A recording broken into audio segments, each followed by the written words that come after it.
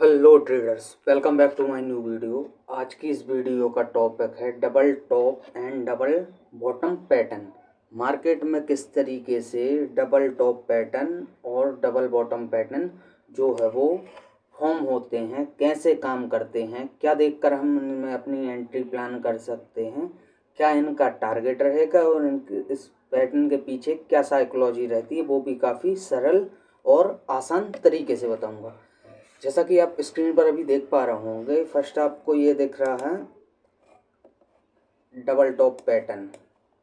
ये हमारा double top pattern आपको यहाँ पर दिख रहा होगा। इसे हम एम पैटर्न भी बोल सकते हैं या फिर डबल टॉप पैटर्न भी बोल सकते हैं।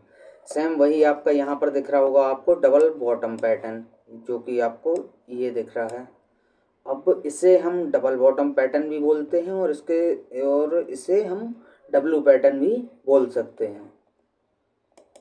अब इनके पीछे क्या साइकोलॉजी रहती है, तो डबल बॉटम पैटर्न जो हमारा ये है डबल बॉटम पैटर्न, या फिर हम इसे एम पैटर्न भी बोल सकते हैं। ये एक बीआरएस पैटर्न है जिसका उपयोग हम ट्रेंड रिवर्सल की पहचान करने के लिए करते हैं। इस पैटर्न में मोटे तौर पर एक ही स्तर पर दो बार रेजिस्टेंस लेकर मार्केट और कम वॉल्यूम के साथ इसका ब्रेकडाउन होता है। यह बताता है कि प्राइस दो बार रेजिस्टेंस लेवल पर पहुंच चुका है। इसके ऊपर जाने में बायर्स जो हैं वो उतने स्ट्रॉन्ग नहीं हैं, और अगर मार्केट में बायर्स स्ट्रॉन्ग नहीं होंगे तो सीधी सी बात है, मार्केट हमारा सेल साइड में जाएगा। अब डबल पैटर्न जो है इसका उपयोग हम, जैसे बाई चांस हमारी कोई पोजीशन है, ये हमारी लॉन्ग पोजीशन है अप साइड के लिए, कॉल साइड के लिए, बट हमें जो टॉप पे है हमें डबल टॉप पैटर्न की कंफर्मेशन होती है, तो हम यहाँ से अपनी एंट्री जो है वो एग्जिट कर सकते हैं। अब बात करते हैं डबल बॉटम पैटर्न की, या फिर जैसा कि आप यहाँ पर देख पा रहे होंगे, ये है हमारा डबल बॉटम पैटर्न। इसे या फिर हम डब्लू पैटर्न भी बोल सकते हैं। डबल बॉटम या एक डब्लू पैटर्न ये बुलिश रिवर्सल पैटर्न है जो हमें डाउन ट्रेंड के एंड में सपोर्ट पर बनता हुआ दिखाई देगा।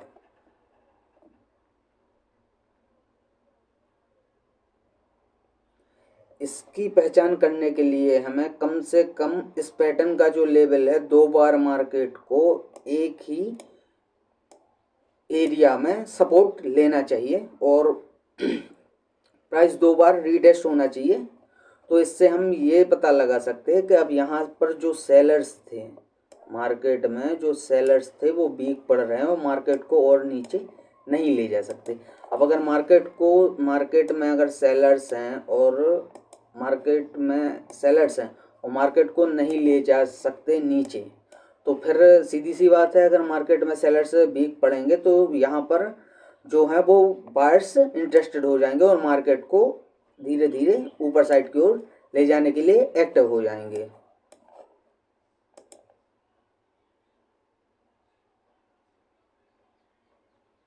अब डब्लू पैटर्न यह बताता है कि जो बियर्स थे वो अपना कंट्रोल खो चुके हैं मार्केट में, और जो डाउन ट्रेंड था वो अब एक अप ट्रेंड में कन्वर्ट हो सकता है। अब उम्मीद करता हूँ वो आपको यहाँ तक तो समझ में आ गया होगा, क्योंकि मैंने काफ़ी सरल तरीके से आपको बताया है। ये है हमारा डबल टॉप पैटर्न, या हम डब्ल्यू एम पैटर्न भी बोल सकते हैं इसे। ये हमें पुट साइड के लिए, ट्रेड में एंट्री प्लान के लिए एक परफेक्ट पैटर्न हो सकता है। वहीं ये हमारा दूसरी साइड डबल बॉटम पैटर्न, जो हमें मार्केट में कॉल साइड के लिए एंट्री बनाने के लिए एक परफेक्ट पैटर्न हो सकता है। अब मैं आपको चार्ट पर इसे और सरल और आसान तरीके से आपको बताता हूँ विद एग्जाम्पल के साथ। इसके पीछे क्या साइकोलॉजी है, क्या है, वो सब मैं आपको ए टू जेड बताऊंगा, बेसिक से लेके एडवांस तक। तो चलिए चार्ट पर देखते हैं। अब ये स्क्रीन पर दिख रहा होगा, ये है हमारा डबल बॉटम पैटर्न। अब जैसा कि आपने पिक में देखा था और फिर अब आप स्क्रीन पर देख पा रहे हैं, तो पिक में क्या होता है, पिक तो एक परफेक्ट इमेज है जो हमें पैटर्न बताती है, लेकिन हमें मार्केट में कैंडल्स के हिसाब से मार्केट जब ऊपर नीचे होता है तो हमें इन पैटर्नों को फाइंड आउट करना पड़ता है, क्योंकि एकदम परफेक्ट पैटर्न जो है आपका, जैसे आपको यहाँ पर अब ये है डबल बॉटम पैटर्न, तो जैसा कि आपको इसे या तो डब्लू पैटर्न भी बोल सकते हैं या ये हमारा डबल बॉटम पैटर्न भी इसे हम बोल सकते हैं। अब ये तो हमारा आपने देख लिया ये ऐसा है, लेकिन आप अगर कहोगे कि अभी ये मार्केट में हमें ऐसा शो हो रहा है, थोड़ा सा डिफरेंट है, तो इसका क्या है, इसके पीछे भी मैं आपको बताऊंगा। फर्स्ट आप कैसे ट्रेड बनानी है, कब हम इसमें एंट्री प्लान करेंगे, कब हमारा एग्जिट पॉइंट रहेगा, और एंट्री करेंगे तो क्यों करेंगे, वो ही मैं आपको बताऊंगा। अब जैसे कि आप देख पा रहे हैं, ये है हमारा डबल बॉटम पैटर्न। अब आप पीछे आप देख पा रहे होंगे, फर्स्ट हम एक अपना सपोर्ट एरिया क्रिएट करेंगे। तो आप यहाँ पर देख पा रहे होंगे कि यहाँ से मार्केट जो है, यहाँ से हमें एक मार्केट में स्ट्रॉन्ग सेलिंग देखने को मिली है, तो हमने ये एरिया एक मार्क कर लिया, क्योंकि यहाँ से हमें मार्केट में काफ़ी अच्छी सेलिंग देखने को मिली थी यहाँ से। अब सेलिंग के साथ साथ जब मार्केट अपना जो है डायरेक्शन चेंज करता है, तो जो हमारा रेजिस्टेंस एरिया है वो हमें आगे चलकर सपोर्ट के रूप में काम करता हुआ दिखता है। तो जो हमारा वो पिछली उसमें रेजिस्टेंस था, अब वो हमारा यहाँ पर सपोर्ट के रूप में काम करेगा।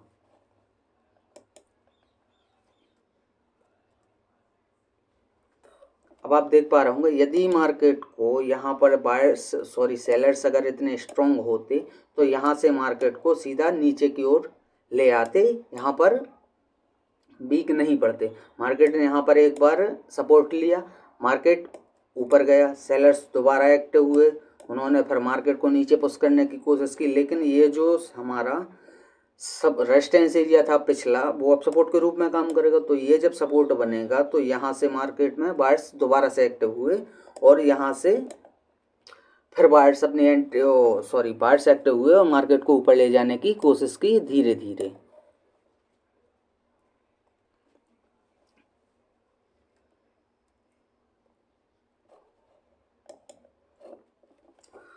अब इसके साथ साथ फर्स्ट तो हमें कंफर्मेशन मिली हमारी जो थी, वो थी हमारा सपोर्ट एरिया, जो पहले रेजिस्टेंस था वो एक सपोर्ट के रूप में अब हमें काम करेगा। फर्स्ट हमारा हो गया यहाँ पर सपोर्ट, जो आप यहाँ पर देख पा रहे होंगे।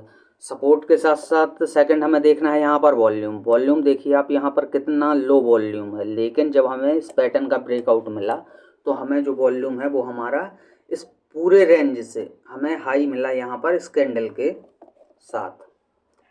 अब ये तो हमारा हो गया, और अब इसमें ये है कि हम अपनी एक नेकलाइन और बना लेंगे जो रेजिस्टेंस के रूप में यहाँ पर मार्केट में काम कर रही थी। तो वो हम यहाँ से यहाँ तक के लिए एक हमारा जो है वो रेजिस्टेंस हो गया मार्केट का। तो ये मार्केट अब यहाँ से यहाँ तक एक रेंज में था जो कि डब्ल्यू पैटर्न बन रहा था, और उसके साथ साथ हमें काफ़ी एक स्ट्रॉन्ग कैंडल के साथ यहाँ पर हमें इसका ब्रेकआउट देखने को मिला, और साथ में यहाँ पर हमें एक हैमर देखने को मिला, जैसा कि आप यहाँ पर देख पा रहे होंगे। ये हमारा हैमर, और हैमर के साथ साथ जो वॉल्यूम था वो भी हमारे यहाँ पर काफ़ी अच्छा इंक्रीज़ हुआ, और फिर नेक्स्ट जो कैंडल थी वो हमारी काफ़ी बुलिश कैंडल बनी।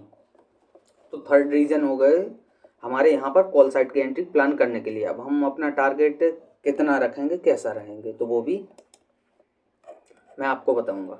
अब जैसा कि यहाँ पर हम एक लॉन्ग साइड के लिए पोजीशन एंटर होते, तो हमारा जो एंट्री प्लान होती वो हमारी इस कैंडल के हाई पर हमारी एंट्री प्लान होती जब मार्केट ने सस्टेन किया, एंड जो हमारा एसएल रहता वो हमारा हैमर के नीचे हमारा एसएल रहता है, हैमर के लो पर। एंड जो हमारा टारगेट रहता वो या तो आप इसमें ट्रेलिंग एसएल की मदद से अपना टारगेट अचीव कर सकते हैं, या फिर अगर आप ट्रेलिंग एसएल का यूज़ नहीं कर रहे हैं तो आपको अब मार्केट में क्या देखना है, आपको जो नेक्स्ट हमारा रेजिस्टेंस एरिया है वहाँ तक के लिए हम एक ट्रेड में प्लान कर सकते थे। तो हमारा जो नेक्स्ट रेजिस्टेंस वो है वो हमें यहाँ पर मार्केट में शो हो रहा है, ये हमारा नेक्स्ट रेजिस्टेंस एरिया है।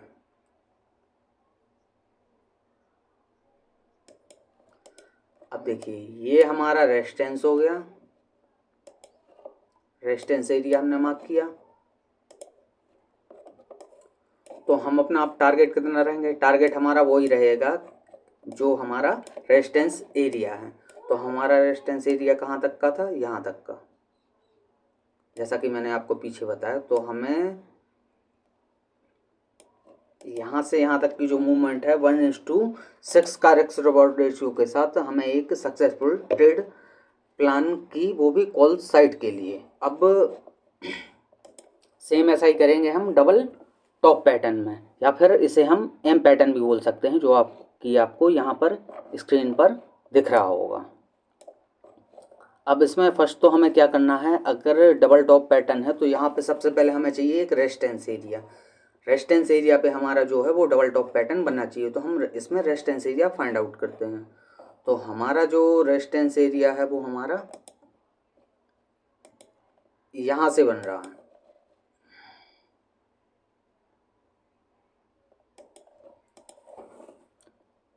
यहाँ पर मार्केट कई बार रेजिस्टेंस फेस कर रहा है, first, second, third, fourth, fifth and 6, 7। यहाँ पर 6 से 7 बार मार्केट ने एक रेजिस्टेंस फेस किया है और मार्केट इस लेवल को ब्रेकआउट नहीं कर पा रहा है। अब हमारी जो एंट्री होनी चाहिए थी, ये हमारा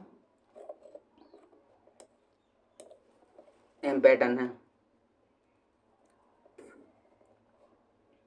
अब हमारी एंट्री जो होती है यहाँ पर शॉर्ट के लिए, वो हमारी इस कैंडल के लो पर हमारी जो है वो हमारी यहाँ पर एंट्री प्लान होती। एंड देन जो हमारा टारगेट रहता वो हमारा नीचे की सपोर्ट तक का हमें टारगेट, और कैंडल के हाई पर जो रहता वो हमारा हम एसएल कर सकते थे, क्योंकि यहाँ पर एक नेकलाइन भी है मार्केट में, ये नेकलाइन जो मार्केट ने यहाँ पर ब्रेक की। अब वो मार्केट ने यहाँ पर ये नेकलाइन ब्रेक की। नेकलाइन ब्रेक होने के बाद ये हमारा रीटेस्ट एरिया हो गया, जो कि एक आपको ग्रीन कैंडल दिख रही होगी, लेकिन यहाँ पर बायर्स उतने स्ट्रॉन्ग नहीं थे। तो हमारी एंट्री जो होती वो इस ग्रीन कैंडल है इसके लो पर हमारी एंट्री प्लान होती, एंड जो एसएल रहता वो उस कैंडल के हाई का हमारा एसएल रहता। अब हम टारगेट का फाइंड आउट कैसे करेंगे, तो टारगेट हमारा जो रहता, अब हमें क्या करना है, नीचे सपोर्ट फेस करना है। तो ये हमारा जो है एक सपोर्ट एरिया आप देख पा रहे होंगे, यहाँ से मार्केट ने 2 से 3 बार हमें सपोर्ट देखने को मिला। यहाँ से हम अपना एक सपोर्ट जोन क्रिएट करेंगे, ये हो गया हमारा सपोर्ट एरिया ये, क्योंकि यहाँ से मार्केट बार बार सपोर्ट ले रहा था। तो ये हमने अपना टारगेट फाइंड आउट किया। अब जो टारगेट था वो हमारा यहाँ तक आप देख सकते हैं 1:6 का रिस्क रिवॉर्ड के साथ हमें ये टारगेट अचीव हुआ, और काफ़ी आसानी से और कितना अच्छे सरल तरीके से देख सकते हैं आप। यह हो गया था हमारा रेजिस्टेंस एरिया, ये हमारा सपोर्ट एरिया, जो हमने यहाँ तक का टारगेट लिया। मार्केट ने तो इससे और नीचे का जो है वो हमें टारगेट दिया था, लेकिन इस कैंडल पर जो है वो हमें हमारा टारगेट अचीव हो गया।